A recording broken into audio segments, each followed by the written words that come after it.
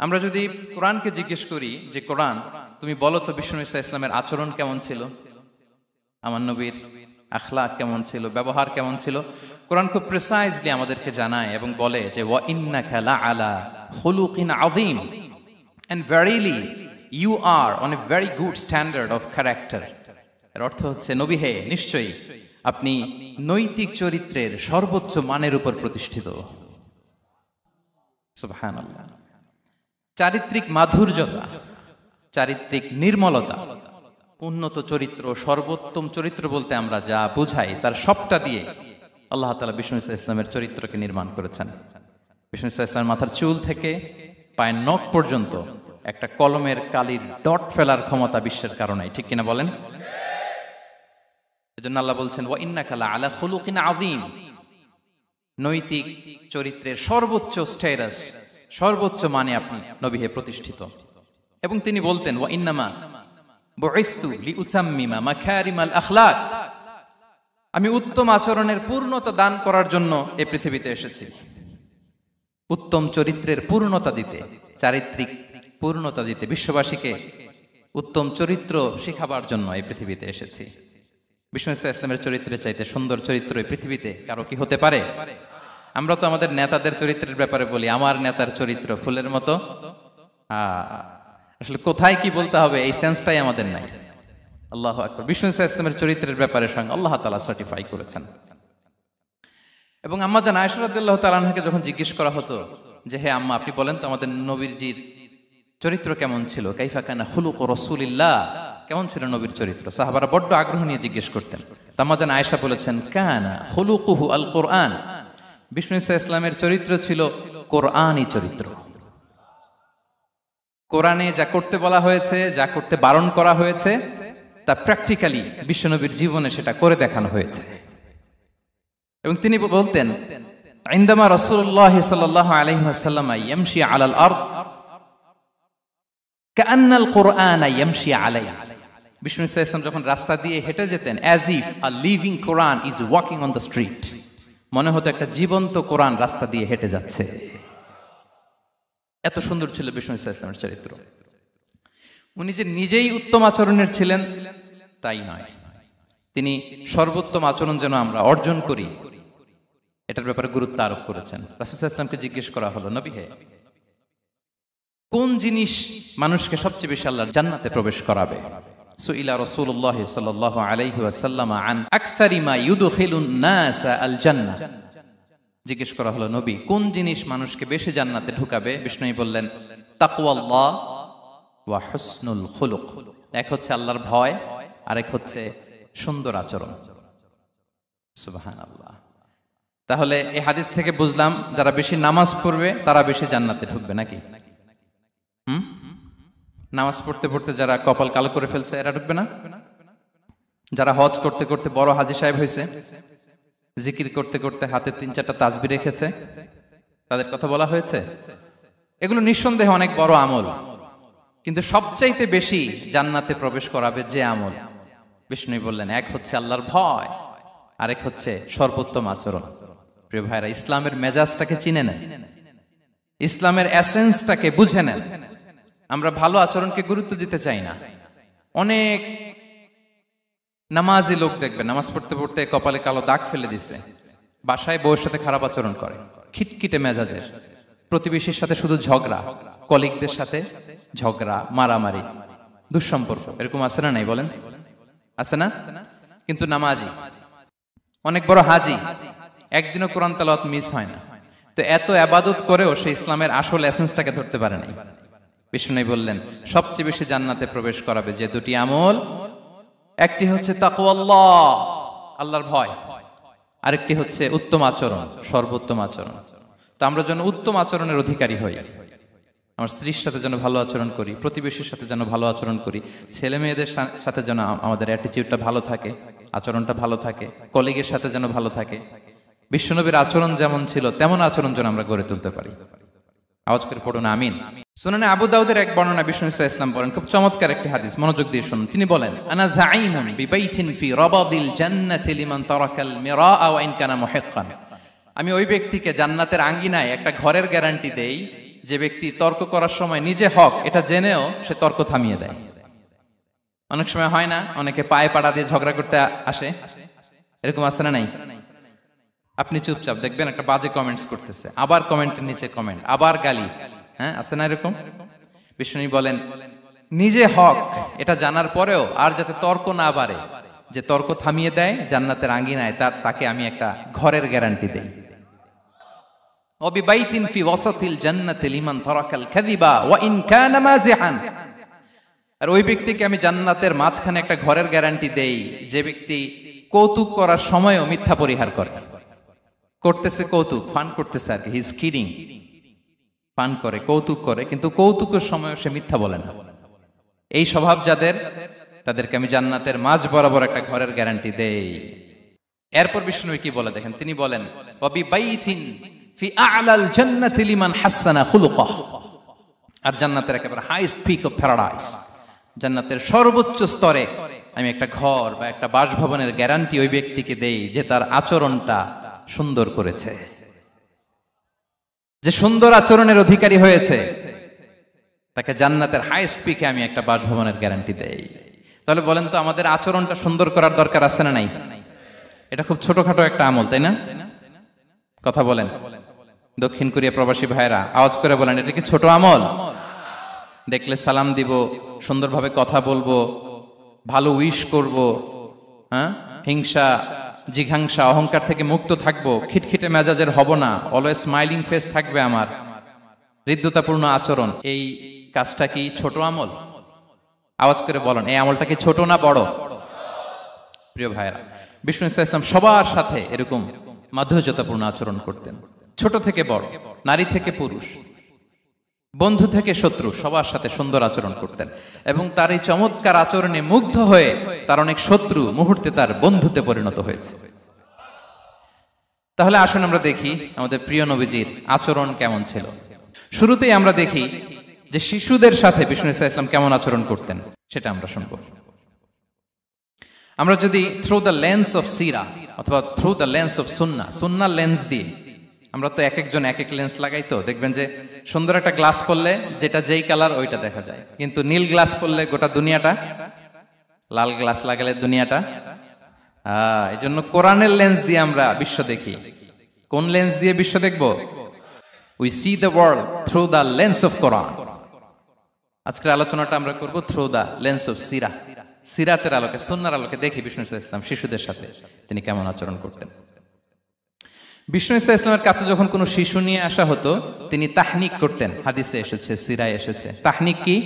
খেজুর চিবিয়ে খেজুরের মিষ্টি রস লালাসহ বাচ্চার মুখে লাগিয়ে দিতেন। আলেমদের কাছে, অনেক আলেমদের কাছে আসে, আমার কাছে অনেকে এসেছে বাচ্চাদেরকে নিয়ে, তো আমরা এই সুন্নাহর উপর আমল হিসেবে খেজুর চিবিয়ে এর রসটা মুখে ঢুকিয়ে দিয়েছি। বারাকা, বিষ্ণু ইসলামের বারাকা নেওয়ার জন্য আসতো ছোট্ট বাচ্চাদেরকে নিয়ে। মদিনায় যখন সাহাবারা হিজরত করলেন মক্কা থেকে, মুসলিমদের ঘরে সন্তান সন্ততি নাই, বাচ্চা কাচ্চা হয় না। ইহুদিরা টিটকারি করে, এই তো মুসলমানদের সন্তান নাই। সর্বপ্রথম যেই সন্তান হয়েছে তিনি হচ্ছেন আয়েশা রাদিয়াল্লাহু তাআলা আনহার বড় বোন আসমা বিনতে আবু বকরের ঘর উজাড় করে এক সন্তান এসেছে, পুত্র সন্তান, নাম হচ্ছে আব্দুল্লাহ। কি নাম? আব্দুল্লাহ ইবনে জুবাইর। তো আসমা আব্দুল্লাহকে কোলে নিয়ে বিষ্ণুনবীর কাছে আসলেন। বিষ্ণুনবী খেজুর চিবিয়ে ওনার লালা মিশ্রিত রস খেজুর সহ মুখে লাগিয়ে দিলেন।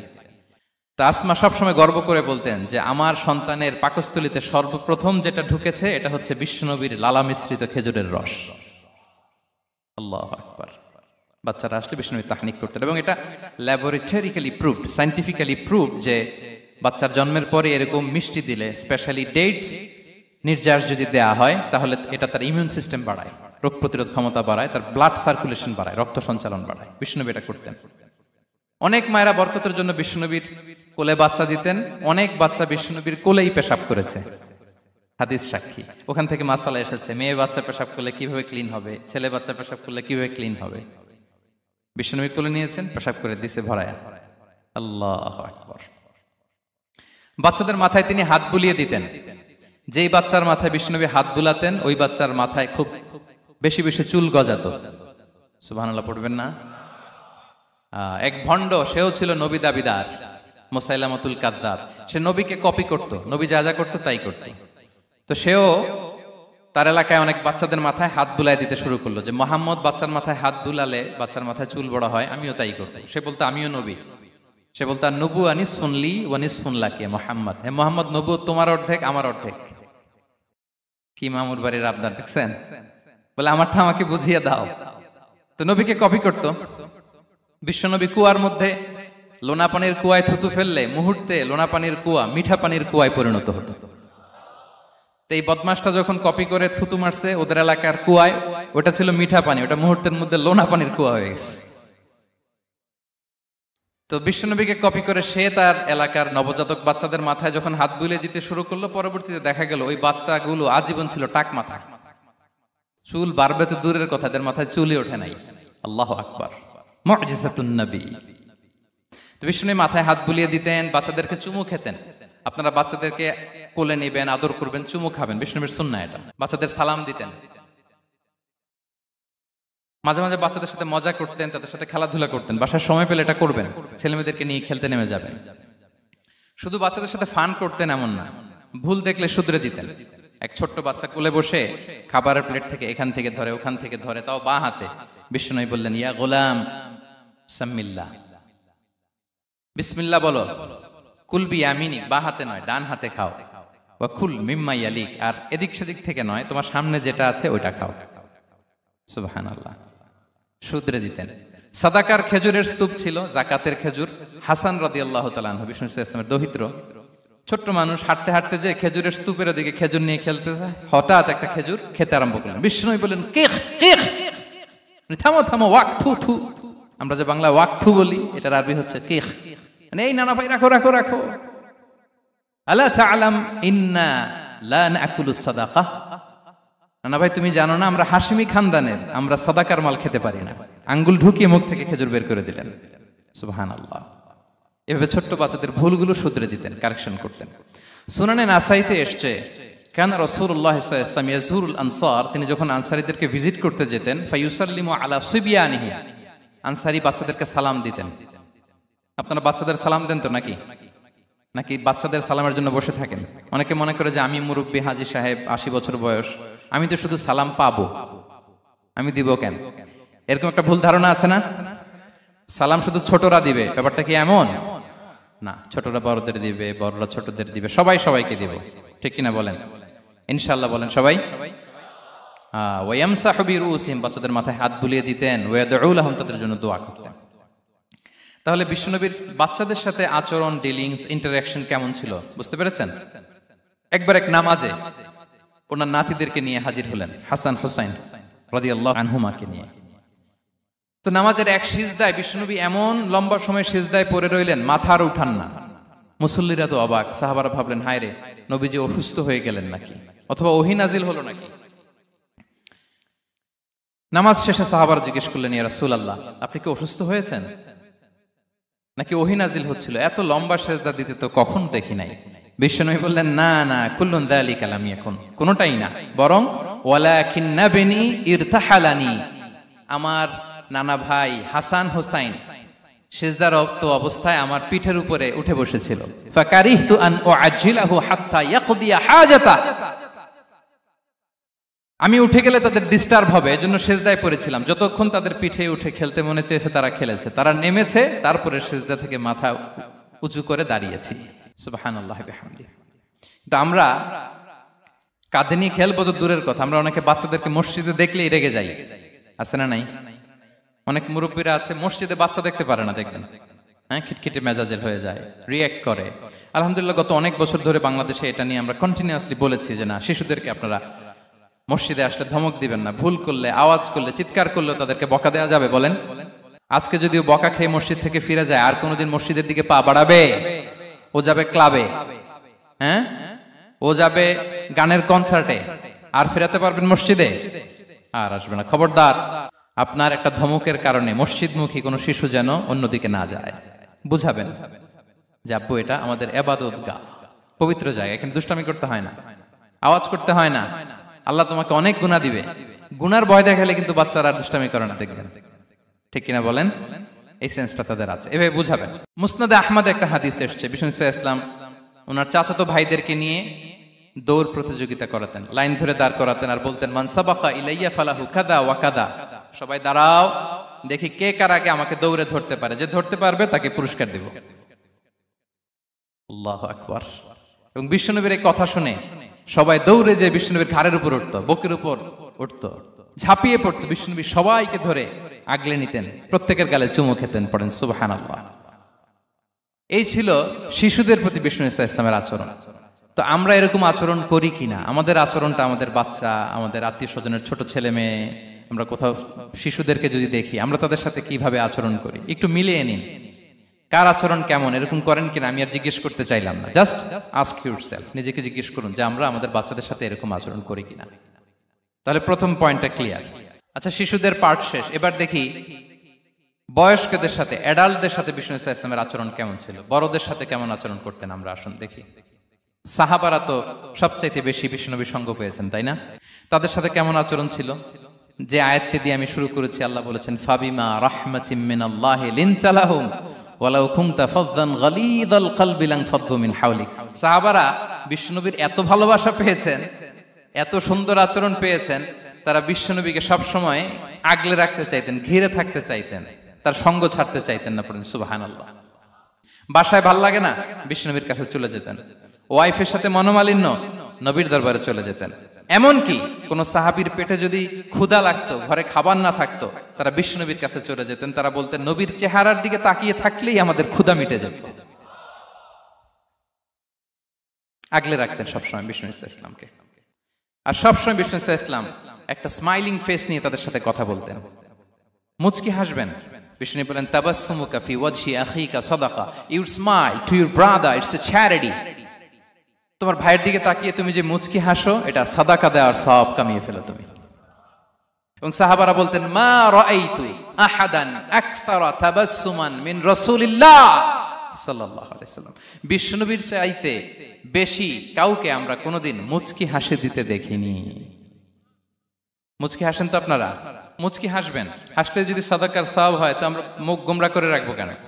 দেখবেন, যিনি মুচকি হাসে তাকে সবাই পছন্দ করে, আর যিনি গোমরা মুখ থাকে তার দেখতে ভালো লাগে। আমার ভালো লাগে না, আপনাদের লাগে?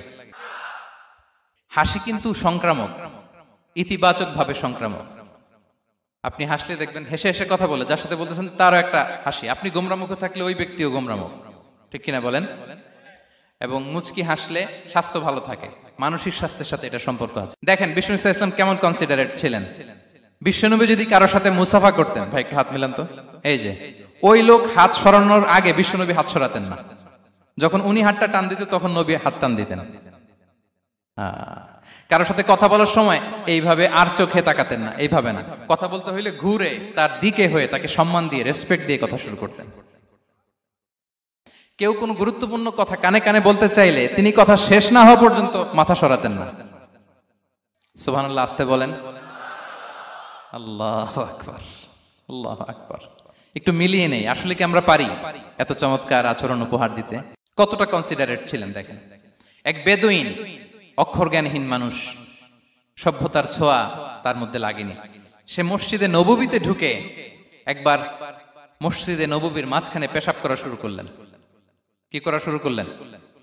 কোথায়? টয়লেটে? কোথায়? ইসলামের সবচাইতে দ্বিতীয় সবচাইতে পবিত্র জায়গা, বিশ্বনবীর মসজিদের মাঝখানে। সাহাবারা তাকে মারতে উদ্ধত হলেন। বিশ্বনবী বললেন, দাও, থামো থামো, এই থামো থামো। কারণ প্রস্রাব করার সময়, টয়লেট করার সময় হুট করে কাউকে ধমক দেওয়া যায় না, ডাকা যায় না, দরজায় বড় নক করা যায় না, করলে তার ক্ষতি হতে পারে, এটা করবেন না। বিষ্ণু বললেন, দাও ওয়া হারিকু আলা বাউলিহি সাজলান মিন মা, এই রাখো রাখো, বেচারাকে পেশাব করতে দাও, করতে দাও, করতে দাও, পেশাব করতে দাও। সে পেশাব শেষ করলো। বিষ্ণু বললেন, এক বালতি পানি ঢেলে দাও। এই এক বালতি পানি বালুতে মিশে জায়গাটা পরিষ্কার হয়ে যাবে।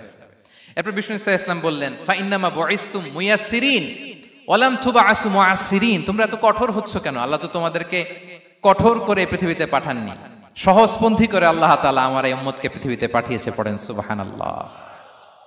দেখেন কত চমৎকার আচরণের ছিলেন। এবং পরে লোকটাকে বুঝিয়ে বললেন, সে কালিমা পড়ে মুসলমান হয়ে গিয়েছে। আল্লাহু আকবার। এই ছিল বিষ্ণু ইসলামের ইন্টারাকশন সাহাবাদের সাথে। এবং সাহাবাদের জন্য তিনি দোয়া করতেন প্রাণ ভরে। প্রিয় ভাইরা, দোয়া চাওয়া, দোয়া করা দুটোই সুন্নাহ। প্রাণ ভরে তিনি সাহাবাদের জন্য দোয়া করেছেন। বিষ্ণু ইসলাম একবার ওয়াশরুম সেরে এসে দেখলেন কে যেন অজুর পানি রেখে গিয়েছে। জিজ্ঞেস করলেন কে রেখেছে? বলা হলো আব্দুল্লাহ ইবনে আব্বাস রেখে, ছোট্ট আব্দুল্লাহ। বিষ্ণু ইসলাম খুশি হয়ে গেলেন, হায় রে, সে কিভাবে খেয়াল করলো, আমি এখন ওয়াশরুম থেকে আসলেই তো আমার অজুর পানি লাগবে। খুশি হয়ে একটা দোয়া করলেন তার জন্য। তিনি বললেন আল্লাহুম্মা ফাক্কিহহু ফিদ্দীন ওয়া আল্লিমহু তা'ওয়িল, মানে হে আল্লাহ, আপনি তাকে দ্বীনের জ্ঞান দেন এবং কোরআনের ব্যাখ্যা তারে শিক্ষা দেন। বিশ্বনবীর এই দোয়া এমন ভাবে কবুল হয়েছে, এই আব্দুল্লাহ ইবনে আব্বাস যত মুফাসসির পৃথিবীতে আসবে সকল মুফাসসিরদের সম্রাট হিসেবে আল্লাহ তাকে কবুল করেছেন। বিশ্বনবীর দোয়া তারা পেয়েছেন। উম্মে সুলাইম রাদিয়াল্লাহু তাআলা আনহা আনাস রাদিয়াল্লাহু তাআলা আনহুকে নিয়ে আসলেন, বললেন নবী হে, আপনি এসেছেন, আমরা যে এত খুশি মদিনাবাসী, সবাই দেখে আপনার হাতে কিছু না কিছু হাদিয়া দেয়, আমি কি দিব? কিছু দেয়ার নাই, কিছু দেয়ার নাই, আমি গরিব মানুষ, আমি আমার নাড় ছেঁড়া ধন, কলিজার টুকরা আনাস, আমার শিশু সন্তানটারাই আপনারে হাদিয়া দিয়ে দিলাম। খুয়াইদিমুকা আনাস, নবী হে, সে আপনার ছোট্ট খাদেম হবে, আপনার কাজ করে দিবে। উদুল্লাহ আলাহ, আপনি তার জন্য একটা দোয়া করেন। বিষ্ণুনবী দোয়া করলেন, কি দোয়া করলেন? আল্লাহুম্মা আকসির মালাহু ওয়া ওয়ালাদা, আল্লাহ আনাসের সম্পদও বাড়ায় দাও, ওয়া ওয়ালাদা, তার সন্তানও বাড়ায় দাও। দেখেন এই দোয়ার কি বরকত। এই দোয়ার বরকতে আনাস বলে মদিনাতে যত খেজুর বাগান ছিল সবগুলো খেজুর বাগানে বছরে খেজুর হতো একবার, কিন্তু নবীর দোয়ার বরকতে আমি আনাসের বাগানে খেজুর হতো বছরে 2 বার। আর উনার সর্বসাকুল্যে ছেলে মেয়ে ছিল, কোন বর্ণনায় 78 জন, কোন বর্ণনায় 80 জন। আমাদের পুরো বংশে আছে 80 জন, কথা বলেন। আপনার পুরো গোষ্ঠীতে 80 জন আছে? উনার শুধু ছেলে মেয়ে, একজনের ছেলে মেয়ে কয়জন? 80 জন। বিশ্বনবীর দোয়া কি ইন্টারেকশন দেখেন, একজন ট্রু লিডারের কি বৈশিষ্ট্য। তিনি সাহাবীদের ভালো গুণ দেখলে তাদেরকে উৎসাহিত করতেন, ইন্সপায়ার করতেন, প্রশংসা করতেন। আবু মুসা আল-আশআরী রাদিয়াল্লাহু তাআলা আনহু, তিনি রাত জেগে চমৎকার কণ্ঠে তেলাওয়াত করতেন। একদিন তার ঘরের পাশ দিয়ে বিশ্বনবী যাচ্ছিলেন, পরের দিন বললেন, আবু মুসা, আমি কিন্তু তোমার কণ্ঠ শুনেছি, বড় সুরেলা গলা তোমার। লাকাত উতিতা মিজমারান মিন মাজামিরি আলি দাউদ, দাউদ নবীর গলায় আল্লাহ যে সুরের ঝংকার দিয়েছেন, এই উম্মতের মধ্যে আল্লাহ তোমার গলায় সেই সুরের লহরী ঢেলে দিয়েছেন। আচ্ছা বলেন, নবী যদি প্রশংসা করে যে তোমার তেলাওয়াতটা খুব সুমধুর হয়েছে, তার কেমন লাগবে বলেন তো? আচ্ছা নবী বাদ দেন, শায়েখ আব্দুর রহমান আস-সুদাইস এসে যদি আপনারে বলে তোমার কণ্ঠটা তো বড় মিষ্টি, কেমন লাগবে আপনার? আর স্বয়ং বিশ্বনবী যদি বলে, সুবহানাল্লাহ পড়বেন না? আল্লাহু আকবার। এইভাবে বিষ্ণু ইসলাম সাহাবাদেরকে উৎসাহিত করতেন। মাঝে মাঝে প্রশ্ন করতেন, তাদের অ্যাটেনশন গ্রো করার জন্য তিনি প্রশ্ন করতেন। একবার বলেন দেখি, কে বলতে পারে ইন্না মিনাশ শাজারি শাজারা লা ইয়াসকুতু ওয়ারাকুহা মাসালুহা মাসালুল মুমিন, একটা গাছ আছে, এই গাছের পাতা ঝরে না, এর দৃষ্টান্ত মুমিনের দৃষ্টান্ত। কে পারো দেখি? কোন সাহাবী পারে না, কারণ তারা ভাবতেছিল দূরের ওই সিরিয়ার কোন গাছ হবে, অমুক জায়গার মরুভূমির গাছ হবে, ঘরের পাশে যে খেজুর গাছ ওইটা আর কেউ ভাবে না। ভাবছে প্রশ্ন যেহেতু করছে, এত সহজ উত্তর হইলে তো প্রশ্ন করার কথা ছিল না। তারা এইটা বলে, ওইটা বলে, ক্যাকটাস, গুলমলাতা, ওই গাছ। নবী বলে না, ইন্নাহা আন-নাখলা, এটা খেজুর গাছ। কি গাছ? তো আব্দুল্লাহ ইবনে ওমর তখন খুব ছোট, তিনি মনে মনে ধরে ফেলছিলেন, কিন্তু ভয়ে বলে না। তো বাসায় যে ওমর রাদিয়াল্লাহুকে বলে, আব্বা আপনারা কেউ পারেন না, আমি তো জানতাম এটা খেজুর গাছ, তো বললা না যে? আব্দুল্লাহ বলে, আপনি পারেন না, অন্যান্য সাহাবারা বাচ্চা ছাড়া কেউ পারে না, আমি কেমনে কই? ওমর রাদিয়াল্লাহু বললেন, আজকে যদি তুমি বলতে পারতে, লাল উট পেলে আরবরা যে যত খুশি হয় আমি তার চেয়েও বেশি খুশি হয়ে যেতাম। নবীর সামনে আমার বুকটা এত বড় হয়ে যেত। আল্লাহু আকবার। দেখেন, প্রশ্ন ছুড়ে দিয়ে মনোযোগ আকর্ষণ করতেন সাহাবাদের, রসিকতা করতেন মাঝে মাঝে। রসিকতা, এক সাহাবী বলেন, ইয়া রাসূলুল্লাহ, আমার চলতে বড্ড কষ্ট হয়, আপনি যদি দয়া করে আমাকে একটা উট দিতেন, তাহলে আমি রাইড নিতাম এটার উপরে, এটা দিয়ে চলতাম, সফরের কষ্ট কমে যেত। বিষ্ণু বলেন, যাও ঠিক আছে, তোমাকে একটা উটের বাচ্চা দিব। কি দিব? সাহাবী বলেন, ইয়া রাসূলুল্লাহ, আমি চাইলাম কি আর আপনি বললেন কি? আমার তো লাগবে এমন উট যেটা দিয়ে মরুভূমিতে চলা যায়। বিষ্ণু বলেন, ওই উটটাও তো অন্য কোনো না কোনো উটের বাচ্চা। সুবহানাল্লাহ পড়বেন না? ছোট্ট কথা, দেখেন কি রসিকতা, কি সেন্স অফ হিউমার। সুবহানাল্লাহ। সাহাবীদের সাথে এক কাতারে মিশে কাজ করতেন, নিজ হাতে সাহাবীদের সাথে মিশে কি করেছেন? মসজিদে নববী নির্মাণ করেছেন। 5ম হিজরিতে নিজে মরুভূমির বালু খনন করে পেটে পাথর বেঁধে পরীক্ষা খনন করেছেন সাহাবীদের সাথে। True leader. শুধু তাই নয়, সাহাবারা ভালো পরামর্শ দিলে সেটা অ্যাকসেপ্ট করতেন। আমাদের মধ্যে অনেকের একটা ইগোইস্টিক ঝামেলা আছে, বাড়ির কাজের মেয়ে বলছে, কাজের ছেলে বলছে, এই আমার স্টাফ বলছে, এটা আমি কেন শুনবো, এরকম একটা মেন্টালিটি অনেকের আছে না নাই? অনেক সময় তাদের মধ্য থেকেও ভালো পরামর্শ আসতে পারে না, বলেন পারে কিনা? বিশ্বনবী দেখতেন কেউ ভালো পরামর্শ দিলে সেটা পিক করতেন, নিয়ে নিতেন। বদরের যুদ্ধে মুসলিম সৈন্যরা কোথায় ক্যাম্প করবে, বিশ্বনবী হঠাৎ একটা জায়গায় ক্যাম্প স্থাপনের নির্দেশনা দিলেন। হাব্বাব ইবনুল মুনজির রাদিয়াল্লাহু তাআলা আনহু তিনি বললেন, ইয়া রাসূলুল্লাহ, অনুমতি দিলে একটা কথা বলবো। কি কথা? এই যে আপনি ক্যাম্প স্থাপন করলেন এখানে, এটা কি আল্লাহর আদেশে না আপনার ইচ্ছায়?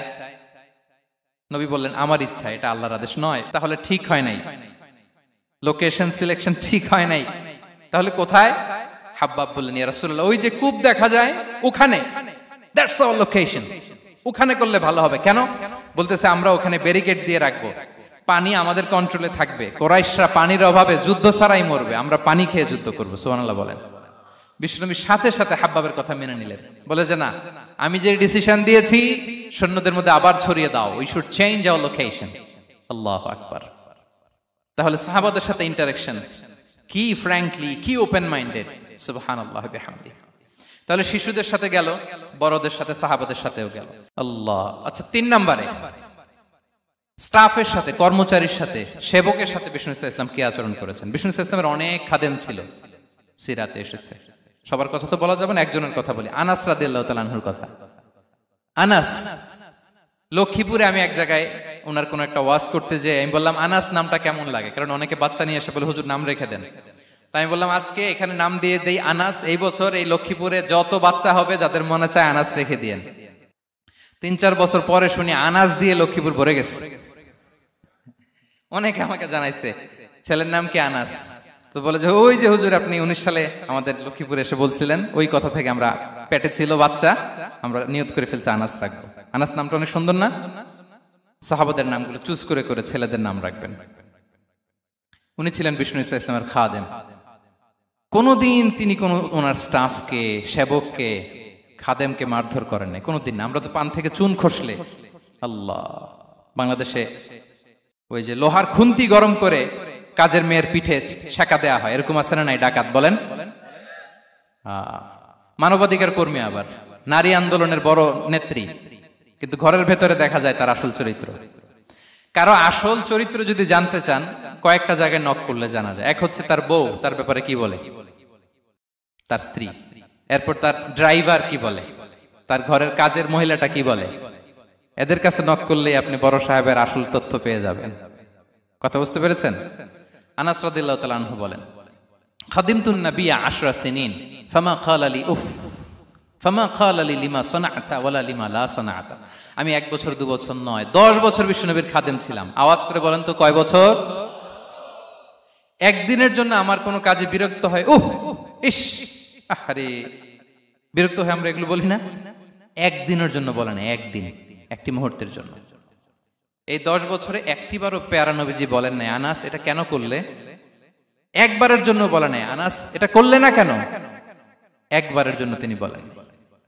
আনাস রাদিয়াল্লাহু তাআলা আনহু বলেন, একদিন একটা কাজে, সম্ভবত জুব্বা আনতে আমাকে বিষ্ণু পাঠিয়েছিলেন।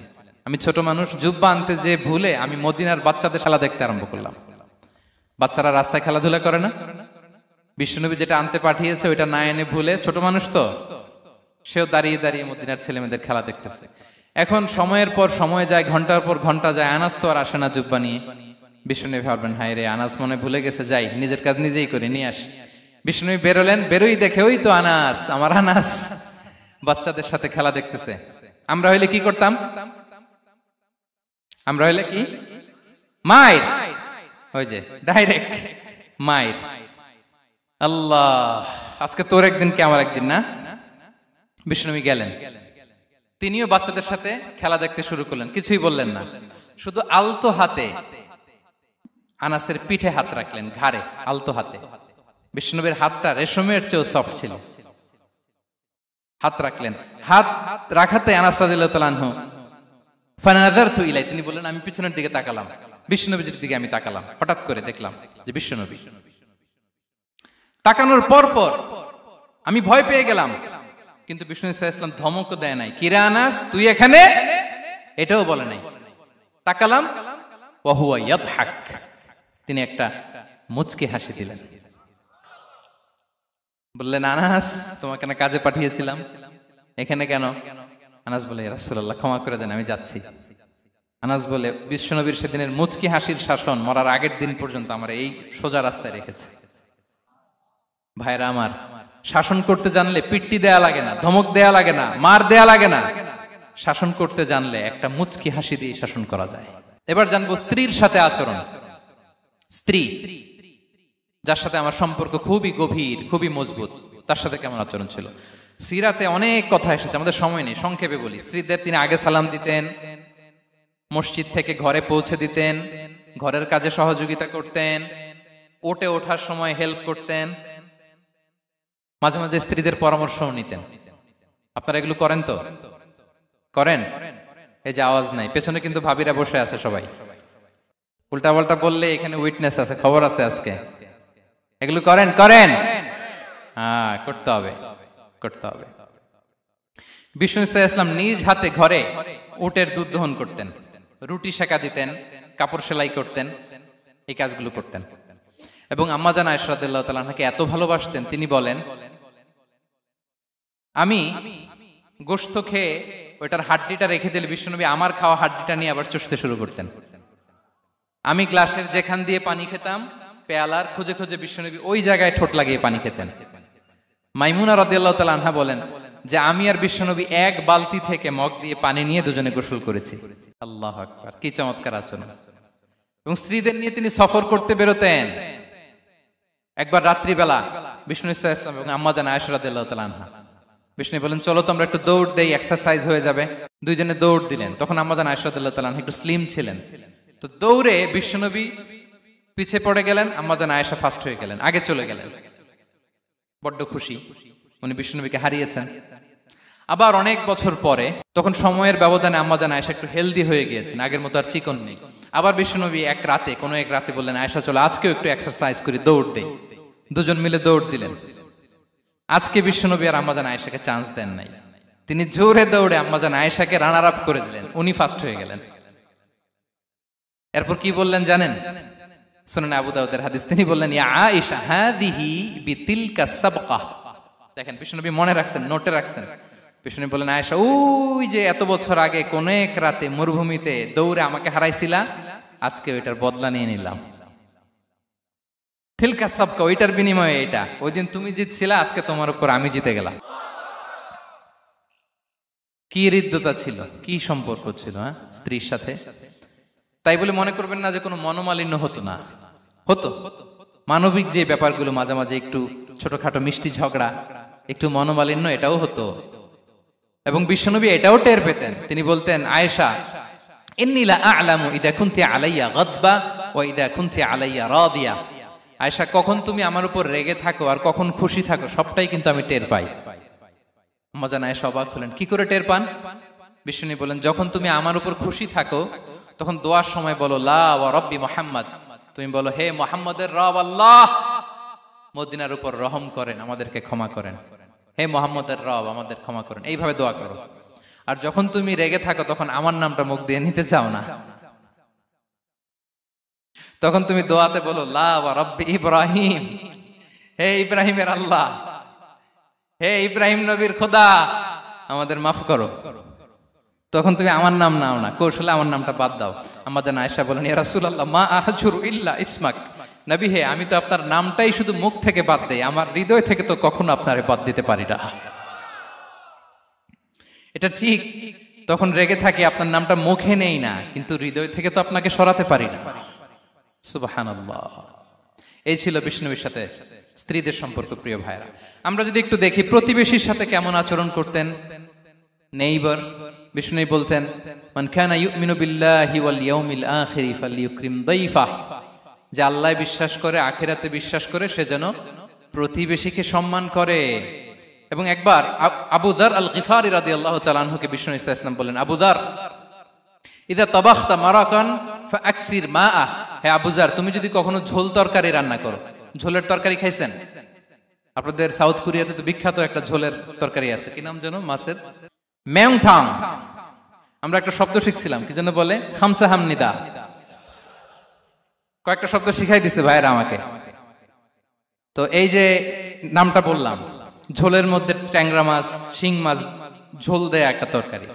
তো আবুজার গিফারিকে বিষ্ণু ইসলাম বলেন, ইদা তাবাখতা মারাকান ফাকসির মা, হ্যাঁ আবুজার, কখনো যদি ঝোলের তরকারি রান্না করো একটু বেশি করে পানি দিও, যাতে করে তোমাদের পাশাপাশি তোমার প্রতিবেশীর সাথে একটু ঝোল শেয়ার করতে পারো। প্রতিবেশীকে এত গুরুত্ব দিতেন। তিনি বলতেন, লাইসাল মুমিন আল্লাযী ইয়াশবা ওয়া জারুহু জাইউন ইলা জামবিহি, সে মুমিন নয় যে পেট পুরে খায় আর তার প্রতিবেশী না খেয়ে রাত যাপন করে, সে মুমিন নয়।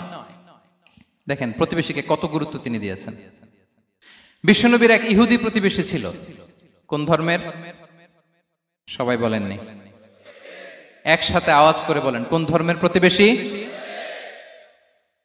ওই ইহুদির এক ছেলে বিশ্বনবীর কিছু কাজ করে দিতেন।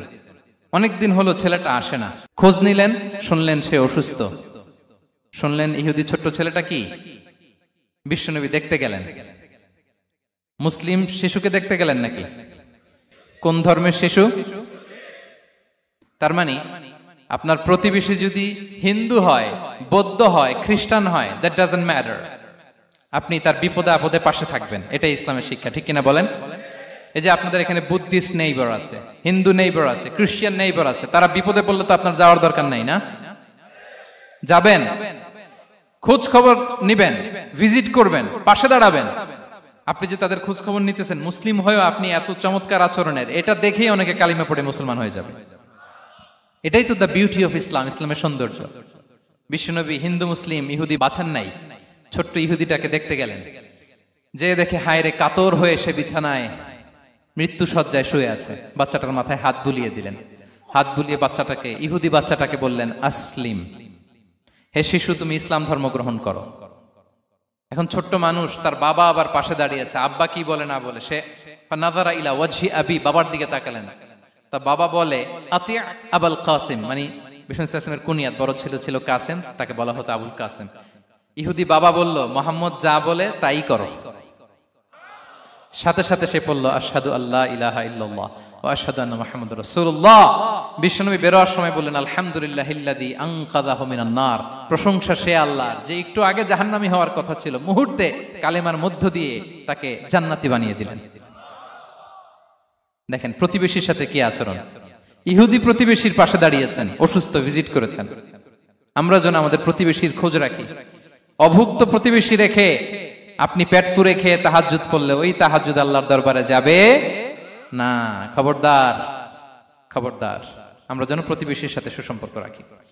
এবার যুদ্ধবন্দীদের সাথে বিষ্ণু ইসলাম কেমন আচরণ করেছেন। যুদ্ধবন্দী, POW, প্রিজনার অফ ওয়ার, যুদ্ধবন্দী পর্যন্ত যুদ্ধ হয়েছে, প্রতিপক্ষ হেরেছে, আমরা জিতেছি, তাদেরকে বন্দী হিসেবে আমরা পেয়েছি, তাদের সাথে ইসলাম কি আচরণ করতে বলে। আমরা তো অনেক যুদ্ধবন্দীদের ইতিহাস জানি পৃথিবীতে।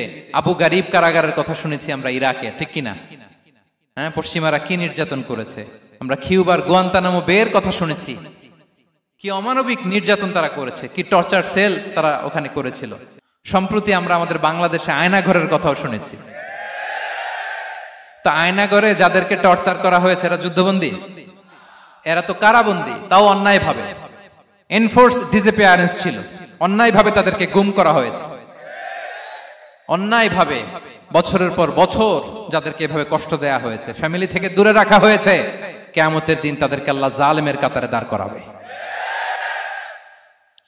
ইসলাম কারাবন্দীতে দূরের কথা, যুদ্ধবন্দীদের সাথে ভালো আচরণের কথা বলেছে। আল্লাহ বলেন, ওয়া ইউতঈমুনা আত-তাআমা আলা হুব্বিহি মিসকিনাও ওয়া ইয়াতীমান ওয়া আসীরা। বিশ্বাসীরা গরিব দুঃখীদের যেমনি খাবার খাওয়ায়, যুদ্ধবন্দীদেরও খাবার খাওয়ায়, যুদ্ধবন্দীদেরও খাবার খাওয়ায়। এবং বিষ্ণু বলেছেন, ইস্তাউসু বিল উসারা খায়রা, যুদ্ধবন্দীদের সাথে তোমরা ভালো আচরণ করো। বদরের যুদ্ধে 70 জন বন্দী হয়ে আসলো। বিশ্বনবী 70 জনকে সাহাবাদের মধ্যে ভাগ করে দিলেন, বললেন তোমরা খারাপটা খাবে, বন্দীদেরকে ভালোটা খাওয়াবে। কি নমুনা স্থাপন করেছে ইসলাম। সুমামা ইবনে উসাল রাদিয়াল্লাহু তাআলা আনহু নামে এক যুদ্ধবন্দীর ছোট্ট ঘটনা বলে আমি পয়েন্টটা শেষ করছি। ইয়ামামার বড় লিডার ছিলেন, যুদ্ধবন্দী হয়ে মদিনায় আসলেন, নাম সুমামা ইবনে উসাল রাদিয়াল্লাহু তাআলা আনহু। তখন মুশরিক ছিলেন, যুদ্ধবন্দী হিসেবে আনা হলো, তাকে মসজিদে নববীর পিলারের সাথে রশি দিয়ে বাঁধা হলো।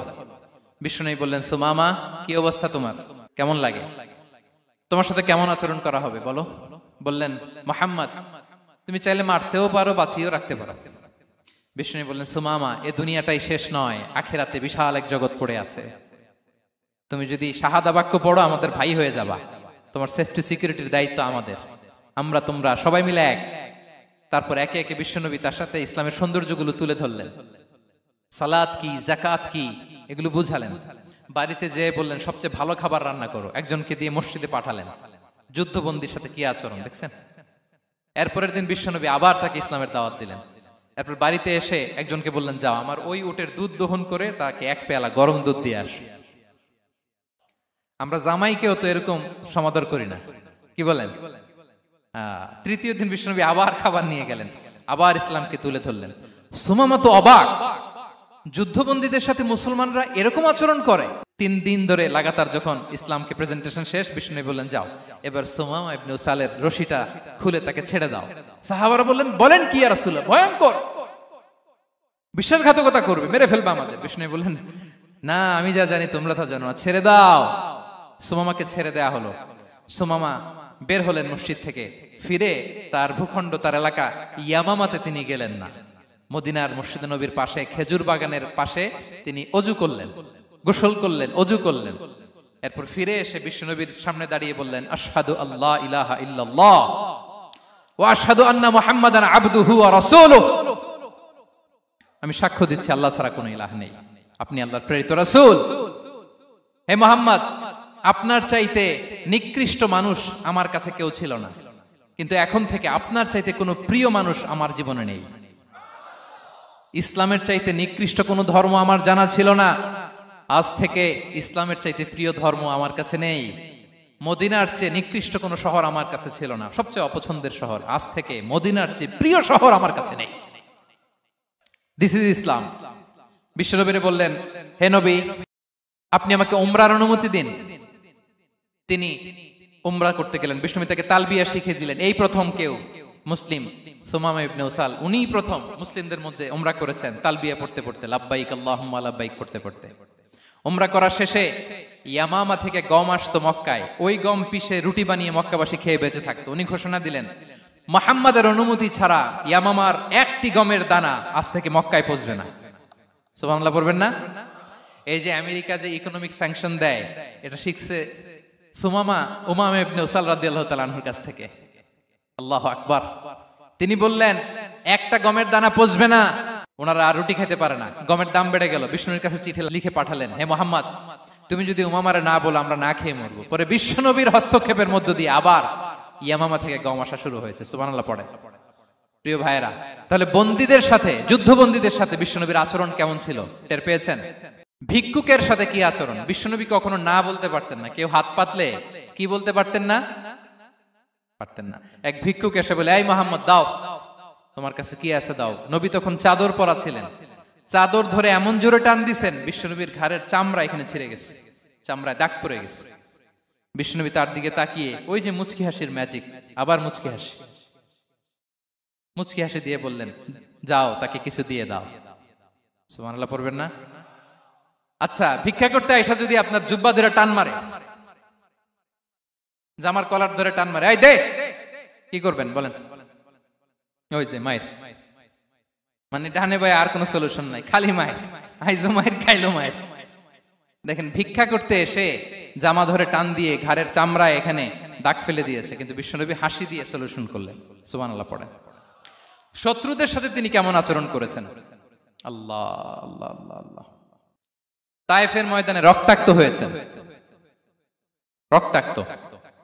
পাহাড় রক্ষী ফেরেশতারা বলে, নবী আপনাকে রক্তাক্ত করেছে? তায়েফে কেন গেছিলেন বিশ্বনবী? জমির বায়না করতে না? তায়েফে জমি কিনতে গেছিল না?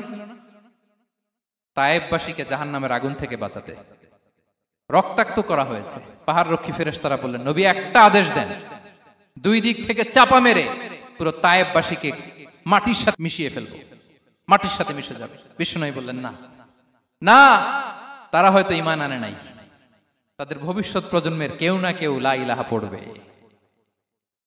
কেউ না কেউ লা ইলাহা জপবে। তাই হয়েছে। তাইফে যদি যান, আল্লাহু আকবার, মসজিদ আর মসজিদ, শান্তি আর শান্তি, আল্লাহু আকবার। উহুদের ময়দানে দাঁত শহীদ হয়েছে, রক্তাক্ত হয়েছে, হেলমেট ভেঙে কপালে পাথর ঢুকেছে। ফেরেশতারা বললেন, আদেশ দেন উহুদ পাহাড় তাদের ঘাড়ের উপরে বসিয়ে দিন। বিষ্ণু বললেন না, বিষ্ণু বললেন না, আল্লাহুম্মা হদি কওমি ফাইন্নাহুম লা ইয়ালামুন, আল্লাহ আমার কওমকে ক্ষমা করে দেন, ওরা বুঝে নাই। দেখেন, শুধু ক্ষমাই চান নাই যে আল্লাহ ওদেরকে মাফ করে দেন, ওদের হয়ে কৈফিয়ত দিয়েছেন আল্লাহকে, এক্সকিউজ দিয়েছেন। আল্লাহ কেন কেন ক্ষমা করবেন? কারণ ওরা বুঝে নাই। এক্সকিউজ দিয়েছেন, তাদের হয়ে কৈফিয়ত দিয়েছেন। এই ছিল শত্রুদের সাথে বিশ্বনবীর আচরণ। যুদ্ধের ময়দানে ঘোষণা দিতেন, খবরদার ওদের নারীদের গায়ে হাত দিবে না, শিশুদের গায়ে হাত দিবে না, গবাদি পশু মারবে না, কোন পাদ্রীর গায়ে হাত দিবে না। গোটা বিশ্বের কেউ, কোন যুদ্ধের সেনাপতি যুদ্ধের ময়দানে এমন মানবতা দেখাতে পারে না। চিল্লায় বলেন ঠিক কিনা? অষ্টম হিজরিতে মক্কা বিজয়ের দিন থারথার করে কাঁপছিল কুরাইশরা যে আজকে তো আমাদেরকে ক্যাপিটাল পানিশমেন্ট দিবে, ডেথ পেনাল্টি দিবে। বিষ্ণু বললেন, না, লা তাসরিবা আলাইকুমুল ইয়াউম ইযহাবু ফাআনতুমুত তালাকা। 4-5 জনকে তিনি শাস্তি দিয়েছেন, গণহারে শত শত হাজার হাজার পরিবারকে তিনি ক্ষমা করে দিয়েছেন। বললেন, তোমরা আমার ভাই, ভাই ভাইয়ের সাথে যেরকম আচরণ করবে, ইউসুফ তার ভাইদের সাথে যা করেছে আমি তাই করব, আমি ক্ষমা করে দিলাম। আল্লাহু আকবার। এ ছিল শত্রুদের সাথে আচরণ। শেষ কথা বলি, শেষ কথা হচ্ছে প্রাণীর সাথে বিশ্বনবীর কেমন আচরণ ছিল। প্রাণীর সাথে একবার এক আনসারের খেজুর বাগানে ঢুকলেন, ঢুকে দেখেন একটা উট কাঁদে। কি কাঁদে? কানে কানে এসে বিশ্বনবীকে কি যেন বলে যায়। বিশ্বনবী রেগে বললেন, এই উটের মালিক কে? এক আনসারী সাহাবী বললেন, ইয়া রাসূলুল্লাহ আমি। বিশ্বনবী বললেন, তোমার কি ভয় হয় না আল্লাহর? কলিজার মধ্যে আল্লাহর ভয় নাই? আল্লাহ তাআলা দয়া করে উটের মালিক তোমাকে বানিয়েছে, উট কানে কানে এসে আমাকে বলেছে তুমি তাকে কয়দিন ধরে খাবার দাও নাই, আর তাকে দিয়ে কাজ করিয়েছে অনবরত। খবরদার, কিয়ামতের দিন আল্লাহ তাআলা জালিমের কাতারে তোমাকে দাঁড় করাবে। প্রাণীর জন্য বিষ্ণু সাল্লাল্লাহু আলাইহি ওয়াসাল্লাম কত দয়াদ্র ছিলেন। জবাই করার সময় বিষ্ণু বলতেন, ইহসানের সাথে জবাই করো, ছুরি ধারালো করে রাখো। কোরবানির সময় আমরা প্রাণীটাকে কি করি? আদর করি না, মেরে ফেলি। বলেন তো, জবাই করা মানে কি? মেরে ফেলতেছি। বিষ্ণু বলেন, ইদা কাতালতুম ফাহসিনুল কিতলা, মারবা ঠিক আছে কিন্তু মন মতো না, ইহসানের সাথে কতল করো। ওয়ালিয়ুহিদ্দা আহাদুকুম শাফরাতাহু ওয়ালইয়ারিহ যাবিহাতাহু, ছুরিটাকে ধার করে রাখো যাতে করে খুব সহজে তার রূহটা বের হয়ে যায়। সুবহানাল্লাহ। দেখেন, আমরা নিজেদের সাথে একটু মিলাই। বাংলাদেশে দেখেন তো, কুকুর একটা দেখলে আমরা কি করি? হ্যাঁ, হয় লাথি নয় একটা ঢিল। বিড়াল দেখলে কি করি? হয় দাবরানি দেই নয় দৌড়ানি দেই। এরকম আছে না নাই? উন্নত দেশগুলোতে দেখবেন রাস্তার মাঝখানে একটা ছোট্ট সাপ, পুরো হাইওয়েতে সবগুলো গাড়ি থেমে গিয়েছে একটা হাঁসের বাচ্চা বাঁচানোর জন্য, একটা সাপের বাচ্চা বাঁচানোর জন্য। আর আমরা পাখির মতো মানুষকে গুলি করে মারি। মানুষকে আমরা গুলি করে মারি পাখির মতো নির্বিচারে। প্রিয় ভাইরা, বিষ্ণু ইসলাম প্রাণীর প্রতি আমাদেরকে দয়াদ্র হতে বলেছেন। তাহলে বিশ্বনবীর আচরণ কেমন ছিল একটা ওভারঅল ধারণা আপনারা পেয়েছেন প্রিয় ভাইরা? হ্যাঁ, শিশুদের সাথে কোমল আচরণ করবেন তো আপনারা?